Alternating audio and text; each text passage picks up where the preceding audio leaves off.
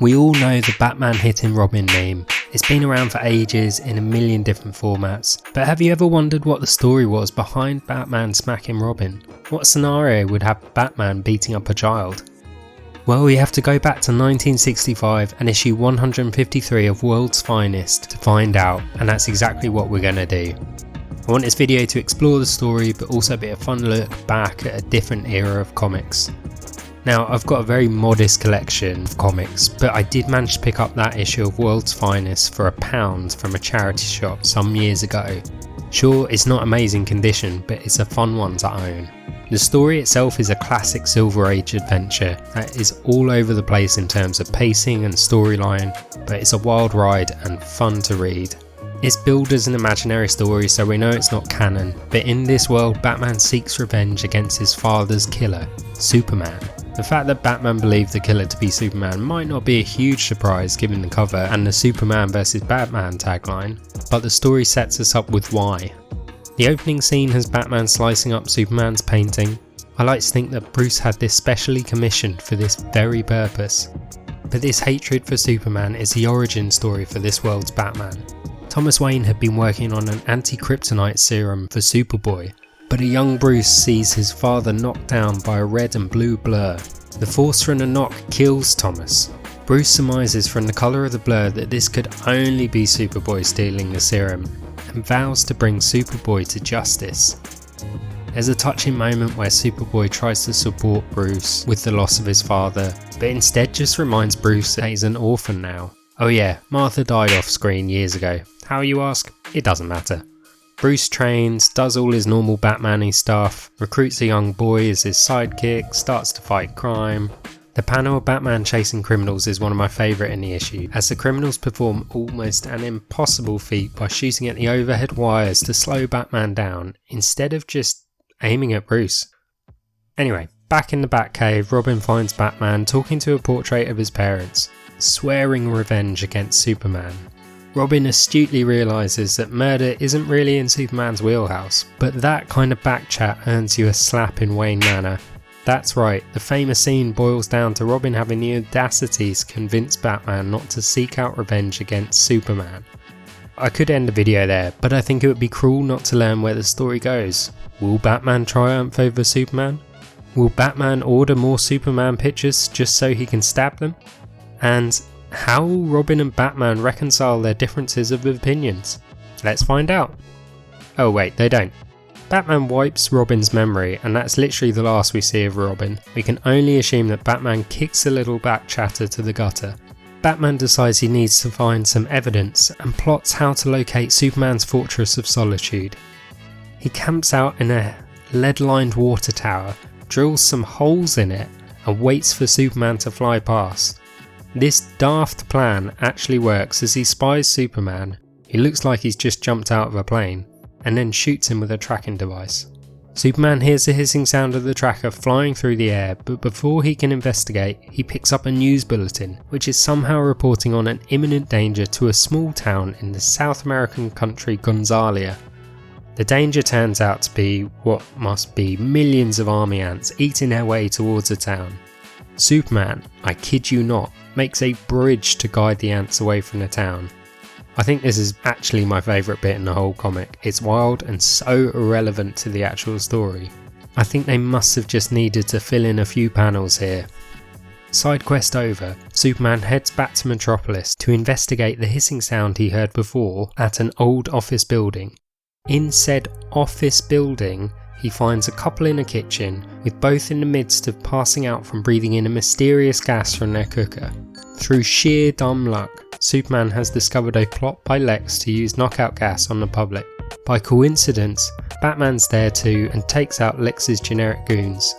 Although Luthor gets away, Superman flies down to thank Batman for his help. He even gives him a belt from an alien planet that will help Batman fly. After going their separate ways, Batman collates the data from his tracker and decides to retrace Superman's flights. He visits somewhere Superman fixed a broken bridge, another where he built a seawall. So in this issue alone, Superman has repaired or built 2 bridges and built a giant seawall around an island. Clearly Supes has been taking his construction classes. That, or the writer was having his kitchen done at the time or something.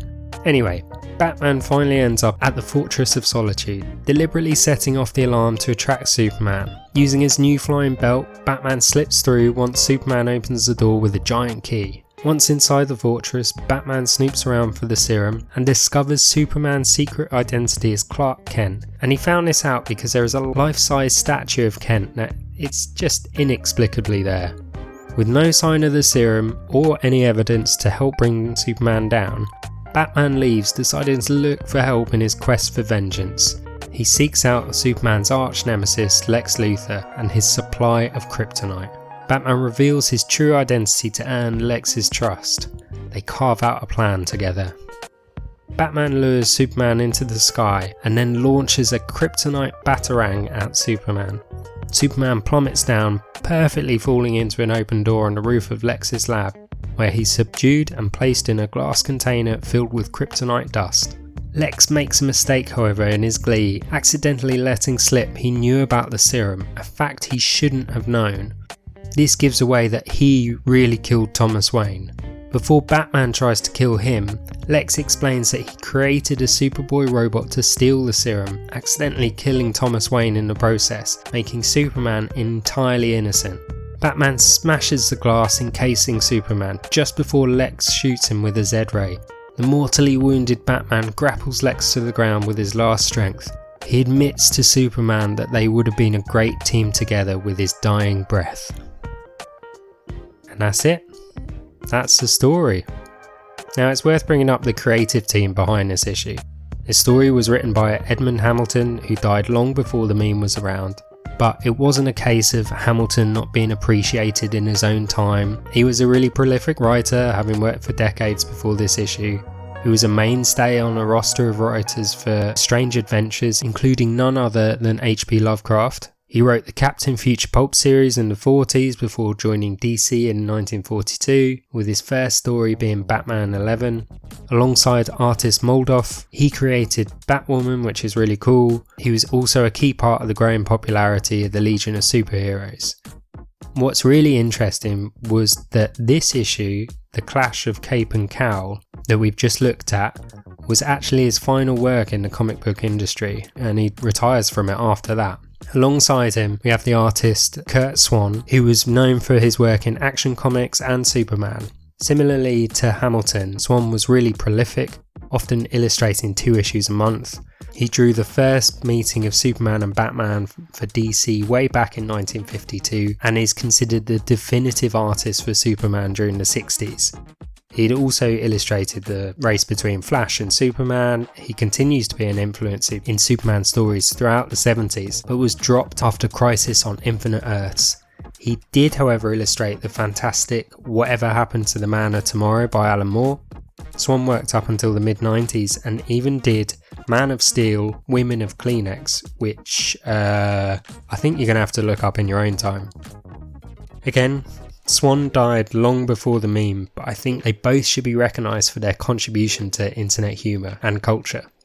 Speaking of recognition before we move on, neither artist nor writer are mentioned anywhere throughout the comic, as they're not credited in the same way they would be now. But back to the issue itself. Let's just have a bit of a recap. So in this one issue we have the death of Thomas Wayne, Batman seeking revenge against Superman, a new Batman origin story, Batman hitting Robin, an ant invasion of the peaceful nation of Gonzalia, Batman breaking into the Fortress of Solitude, Batman teaming up with Lex, a Batman vs Superman fight, and the death of Batman. Now that's not bad for just one issue.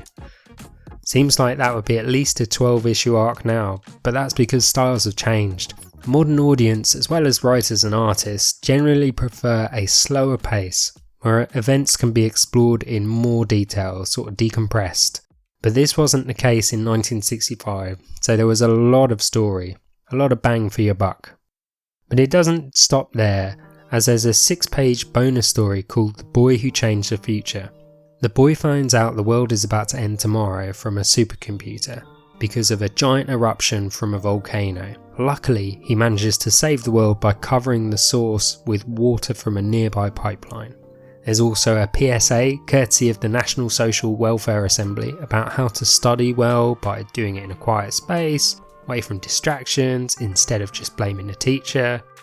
You've then got a page or less for stories about Vasti Vic, Warden Willis, Flip and Trixie, all bizarre short stories which I think are supposed to be quite funny but feel half finished. Like Trixie, the world's greatest stuntman who can barely see the higher wire whilst he waits for his new contact lenses, so the ringmaster gives him a magnifying glass. That's it, that's the story. They're more akin to a comic strip, but help you get a sense of the era these comics were from. Another feature of this era is a number of ads in the issue for things like Tootsie Rolls and G.I. Joe models.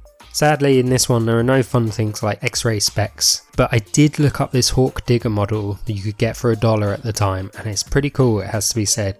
There's also a few DC related ads, and it's fun to see things like Jerry Lewis comics alongside Metamorpho and Teen Titans. A sign of the times again. And there's a really cool little ad that just says, "The Spectre is coming." The Spectre was revived as a character for the Silver Age in Showcase number 66. One of the best features of any old comic though is the letters page, and this one has a couple of great write-ins. Mike Warren from Augusta writes in, "Who do the team think is the best villain to have faced Batman and Superman? Joker? Luthor? Brainiac? No.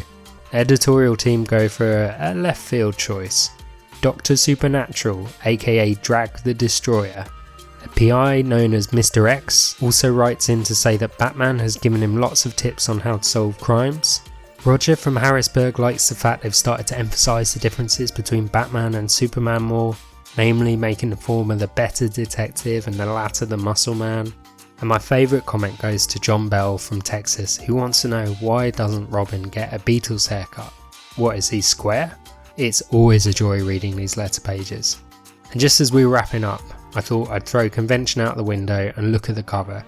Now the image itself sets us up nicely with what the comic is about, setting up the conflict between the two heroes, and is a near copy of an image used in the issue itself. The speech accompanying the image is a little different however, suggesting the two have been foes for some time, whereas we know Superman was clueless to Batman's quest for revenge.